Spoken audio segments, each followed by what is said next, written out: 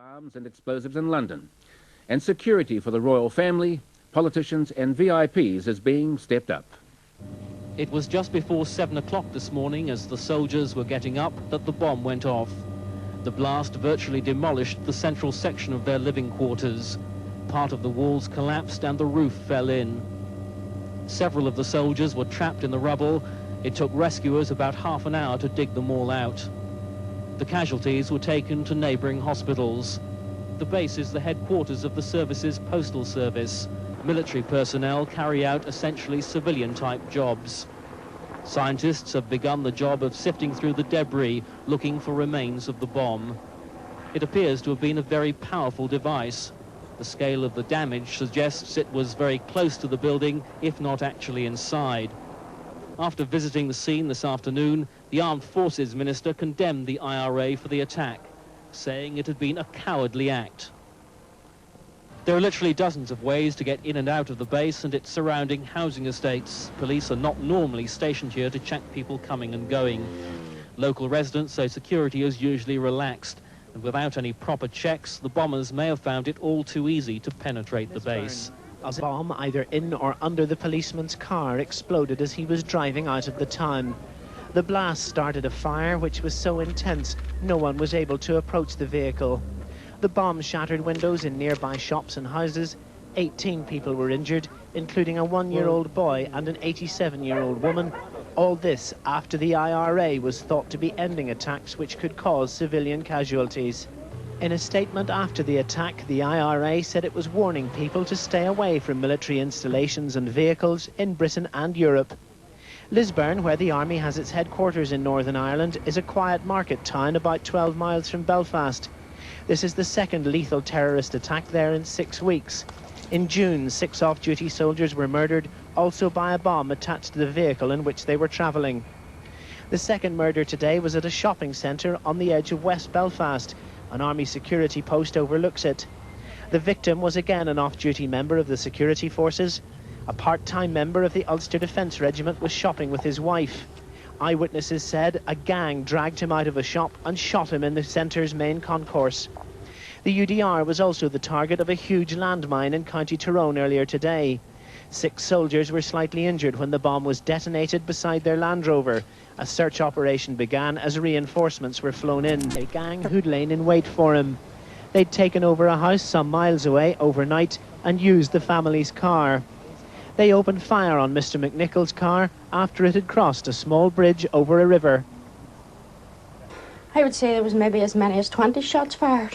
It seemed to go on, for quite some time, and I saw smoke. I'll never forget that poor fella's face.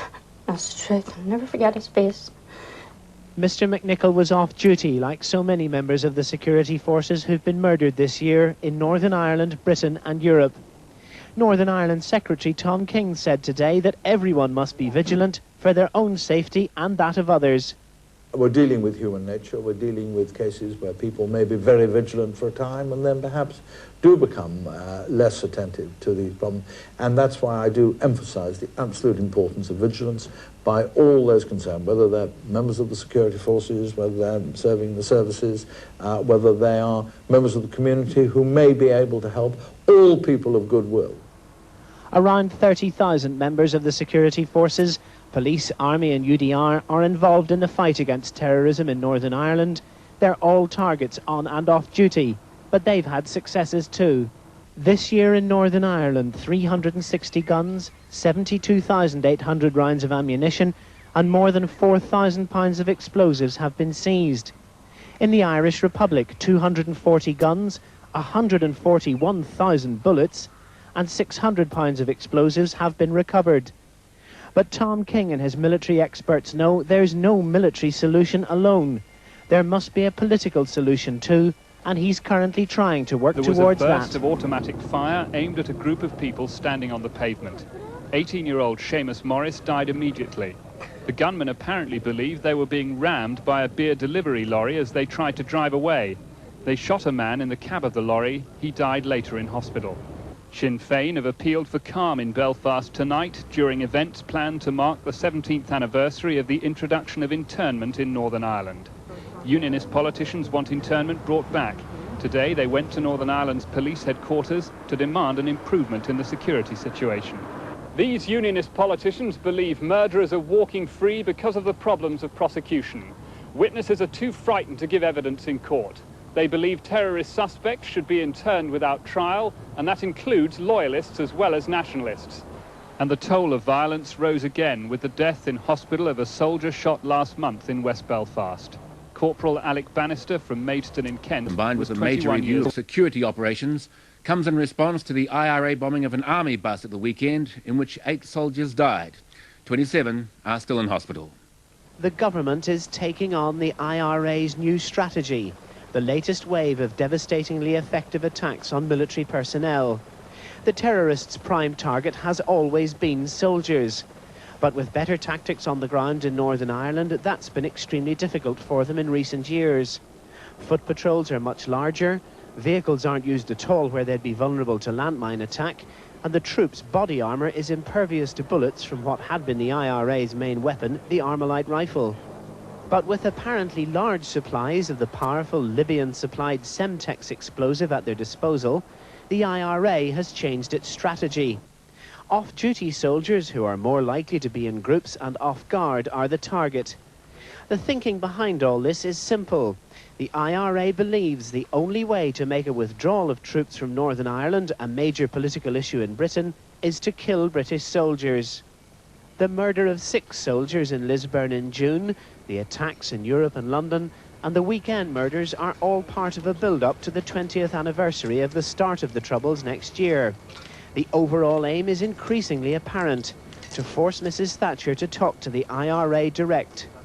Previous British governments did just that, but many years ago, and the government's current stance is that ministers won't even talk to Sinn Féin, the IRA's political wing, while the violence continues. But what can the government do to stop the murders? Unionist politicians say the government's already given ground along the border. Along with immediate counter-terrorist measures, the government's thinking of other options. Copying the anti-drugs legislation in the United States to seize the terrorists' lifeblood, money. They might change the law on a suspect's right to silence in terrorist cases. And there could be efforts to make it difficult for Sinn Féin to stand at elections by introducing an anti-violence declaration for all candidates. The IRA is waging what it calls a long war. Mrs. Thatcher and Tom King are being asked for a quick end to the new wave of attacks, but an end to the Troubles seems as far away as ever. A distinctive military number plate now being phased out as quickly as possible. Concern about the number plates grew after 3 off-duty RAF men were murdered by the IRA in Holland last May. The terrorists are thought to have attacked the men's cars after spotting their forces' number plates.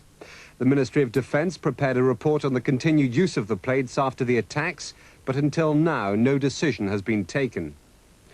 Pressure for change intensified after the IRA murdered Regimental Sergeant Major Richard Michael Heekin in Ostend earlier this month. He was returning to Britain when he was attacked. Once again, the gunmen seemed to have picked their victim simply because his car had the distinctive military number plates.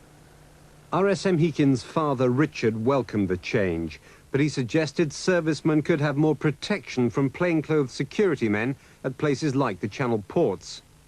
Archie Hamilton, the Armed Forces Minister, said the decision was in the best interests of safety. Here at the Ministry of Defence, they admit that no system can give out-and-out security, but they believe that using British number plates is the best way of protecting British servicemen and their families from the gunmen. Under the new system, private cars used by servicemen will keep the tax concessions they have at the moment. British opposition politicians have welcomed the change. The German authorities have been informed, and talks with other affected governments have started. Meanwhile, British personnel in Germany remain on the alert against terrorist